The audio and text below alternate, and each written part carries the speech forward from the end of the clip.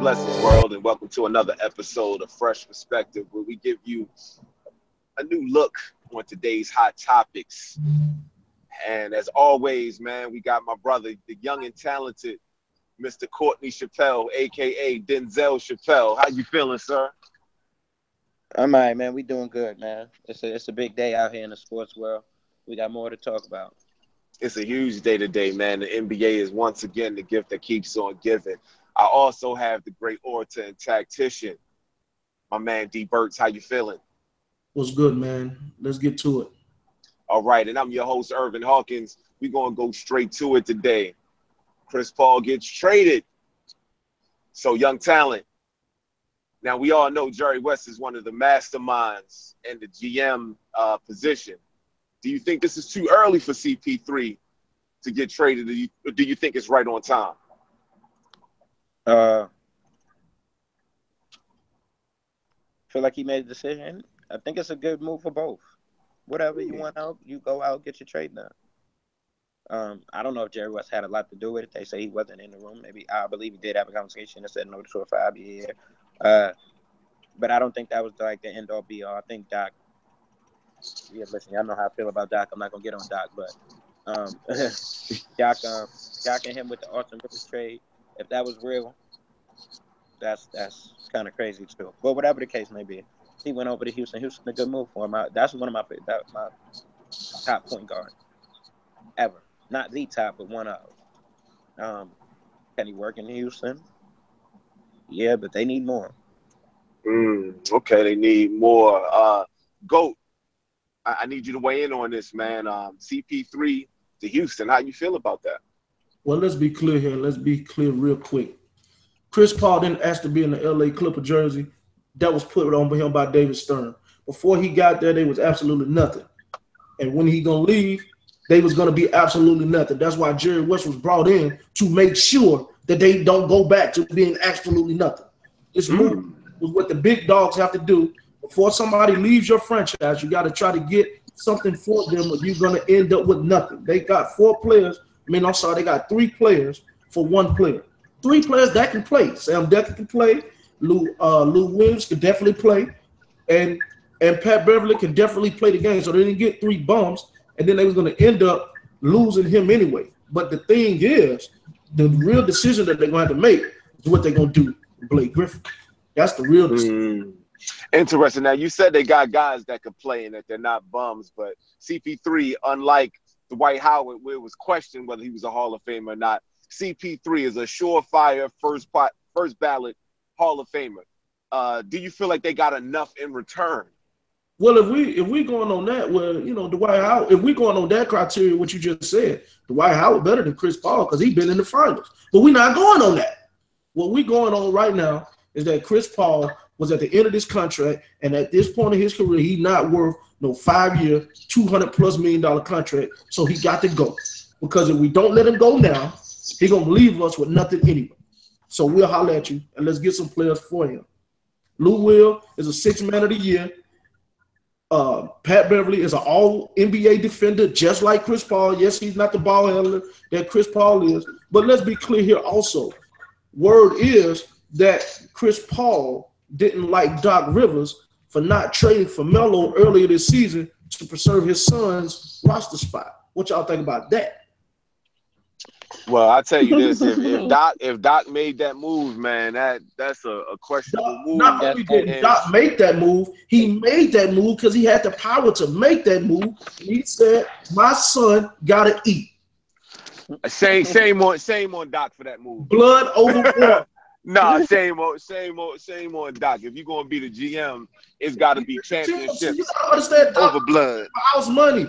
He was on a super team, won a championship, and ain't really did nothing since then. And Doc Rivers, unlike me, I had to understand and get the homage the hard way. Homage would do in reverse for me when I realized that Doc Rivers is the only coach with 3 or 4 different teams to give up a 3-1 lead. We talking about Golden State, and we talking about Oklahoma. They did it 1 time. This man done did it 4. He ain't doing 4. He ain't doing 4. He did it. Oh, he got 1 coming. He got 1 in the chamber.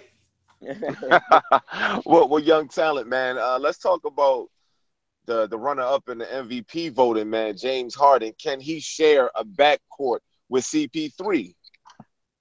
Hell yeah.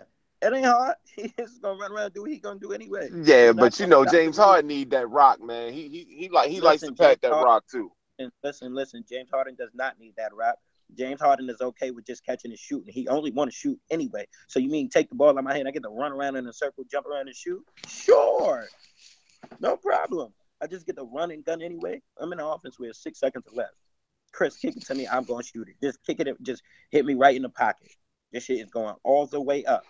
And funny, you bring up the system, man. Mike D'Antoni has made a 2-time MVP out of Steve Nash. He made Jeremy Lin look like he was a world beater in like 2 weeks. What can Mike D'Antoni do with Chris Paul? He can. Hold on. Before DB get the goal, hold on. Mm-hmm. What can he do with Chris Paul? What could Chris Paul do with him? Let's not act, y'all going crazy. Like Steve Nash cool and all that. He ain't CP3, Holmes. Chill out. I mean, yeah, that's the point of the question. Steve Nash got 2 MVPs. Mike D'Antoni just got the hardware for Coach of the Year. So what can CP3 do in this system? He didn't get the MVP is what he didn't get. So yeah, because the guard got it. Go ahead. Let me ask you something, Hulk. Mm-hmm. The NBA just gave him the Coach of the Year, and he lost to the San Antonio Spurs without Kawhi Leonard.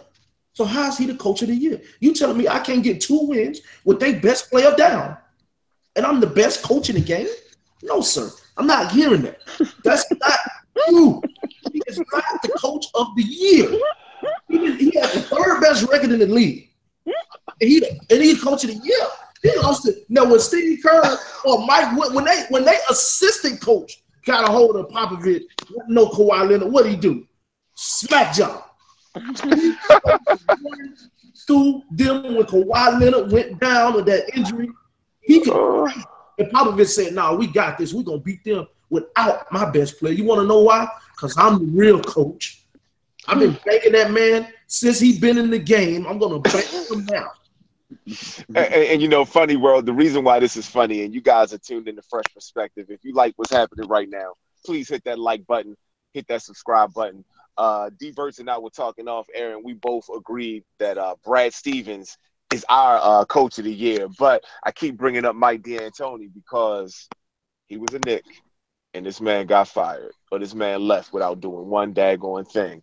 And he's proven that he can still coach. But James Harden, moving to the 2, is he still gonna have that step back, or? Let me ask you something. Hope. Mm-hmm. In the game of basketball, when you play with better players and the responsibilities and the roles are lessened, the game becomes easier for you. Am I right? I think Kevin Durant just proved that to everybody. Absolutely. Of course he did. Absolutely. He just proved it, and Russell Westbrook just learned it. So as the Oklahoma City Thunder continue to improve their roster, Russ guard game is going to get easier. It's not going to be as hard. When they get somebody who's going to go out there and get 10 rebounds, guess what? He don't have to go get them. If he gets them, cool, but he don't have to in order for us to. James Harden had to make every play or score every bucket in order for the Houston Rockets to win. They got better in that part of the game with that move alone. Now I got 2 people who can make plays for one another and each other, kind of like how C.J. McCollum and Dame Lillard play in Portland. Okay. I mean, strong, very, very strong points. And I know every time I bring up the super team, it's normally on the way out, man. And D-Bert's been thirsting to get at me on this super team. So what if the situation with Melo happens, they buy out his contract, and Melo goes to Houston? Is it enough firepower on this team, man, to make some noise in the West and take out the Golden State Warriors? The firepower, the problem ain't the firepower. The problem is going to be system versus system. Both of those teams have the same system. I think Golden State will still be the favorite because they're more efficient in that system. But make no mistake about it, if they get Carmelo Anthony, there's gonna be some smoke in this. Hold up, are you going all the way up? I'll talk. You thinking they shot fast? Whoop, whoop. But I don't know. The thing with Melo going there, if it was a situation where he didn't like Mike D'Antoni's style of play, No, they not. No, what they. makes him going to go there now? No, they not. That's a very good question. No, they not. No, they not. What? Go ahead. Go a little deeper than that, brother. Go a little deeper.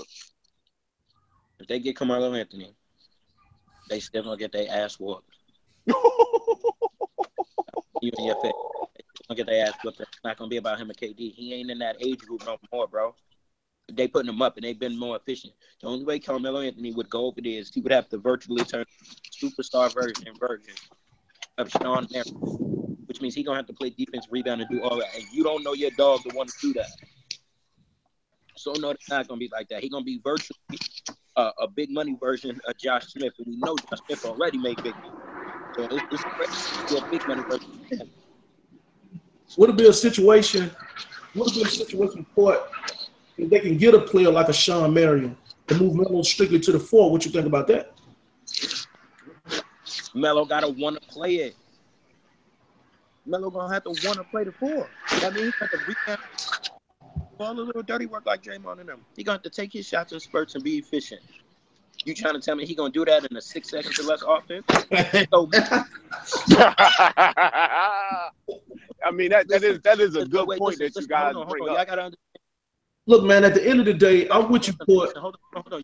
Y'all gotta understand something. George Karl said, y'all gotta understand something. This is what I'm talking about. You gotta listen to what they say about Melo. George Karl said he's selfish, but he uses people. He's a user. It is impossible for me to believe that because this nigga won't use his teammates. So it's impossible to believe he's a user. He won't even use the teammates. I personally think if they was to try to get somebody, Paul George would suit that system. Paul George would suit it better. Paul George would make people really think about life. Melo need to go to the Spurs. Melo need to try to go to Boston. Melo need to try to go to Milwaukee. Melo need help. Melo, like you said, Melo need to stay in New York.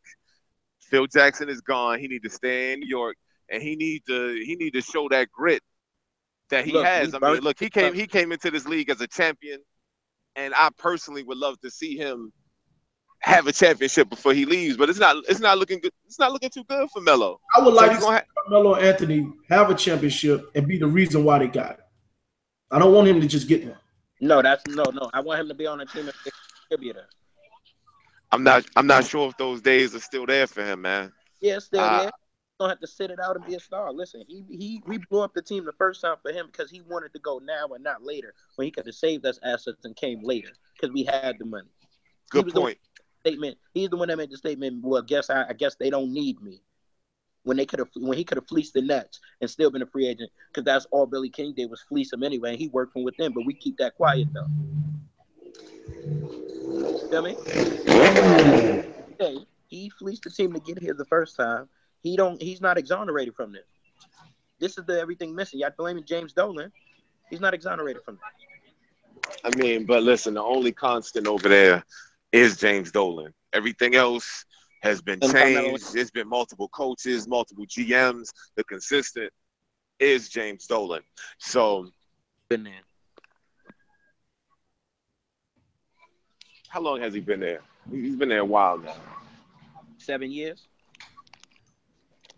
Yeah, but what did they win before he got there? Right. Let's talk about it. Nothing. Exactly. He ain't do nothing. You 100% correct on that. What I'm saying is, when he got there, they went to the playoffs 3 straight years. I never thought it was Melo. I thought they needed help. Mike Woodson was the first bad move, only because I thought he did it because he didn't know the triangle, and that's where he wanted to run his system. I get you once somebody in there, but I figured if you was gonna have to teach everybody and run it from the top anyway, you could have kept him as a coach. At least somebody people know. Yeah, Jeff Hornacek don't know the triangle either. But real quick, before we go off on the Knicks again, because I know the Knicks is near and dear to your heart, with this move that Houston is making, getting CP3, let's see, over and under 55 wins. Over 55 wins or under, DB, what you think? Doesn't matter. Hey, man, you got He to get something for the fans, man. You feel like cocky. it's going to be Cleveland, Golden State I again? did. I He did. cocky. I just gave the fans a real fresh perspective. It doesn't matter. He cocky right now. Oh, man, Courtney, 55 wins over or under. DB is cocky because he feel like his man could be gonna win regardless. But I'll go under. Be real cocky Doesn't right matter. now. You understand? I mean, I got to be honest with you. Golden State plays a beautiful brand of basketball, man. It's beautiful to watch how they move the ball and how efficient they play. So Houston is going to have to come with something, and I think CP3 is a move in the right direction, but I'm not sure. So, DB, what's your final perspective on CP3 going to Houston? CP3 really didn't have a choice. He was traded, and I think for players like Kevin Durant, LeBron James, to set the precedent where I select where I want to go, more players are going to try to follow that and believe in that process. Because who's to say Chris Paul is going to play this well next year when he goes to the team he wants to play for, or 2 or 3 years down the line? This could be his best and last opportunity to get it done, and he had no choice in where he wanted to go. Okay, got you. And young talent, final perspective on CP3 going to Houston. I'll say this. Chris Paul, this is the second time you've been traded in your career. Went to a better situation. It's time for you to do something. It's time for you to get out there. It's time for you to get you to a Western Conference Finals and see what you do. Warriors got better in your division. That's on you, brother. You got to figure out a way to get that over there and get it to a Western Conference Finals and see what you could do. You really got to put up a shut up now. This is your third team. We ain't forget about you neither. Hall of Fame or not, you're not getting it done. Wow, strong words from young talent on Phresh Perspective. My final perspective on CP3 going to Houston. Funny, I actually agree with both of y'all, man. Golden State is still a juggernaut. It's a move in the right direction for Houston. But CP3, time is ticking, sir. Got to get it done. Better yet, a Western Conference Finals is not enough for a player your caliber. You got to play for that chip, man.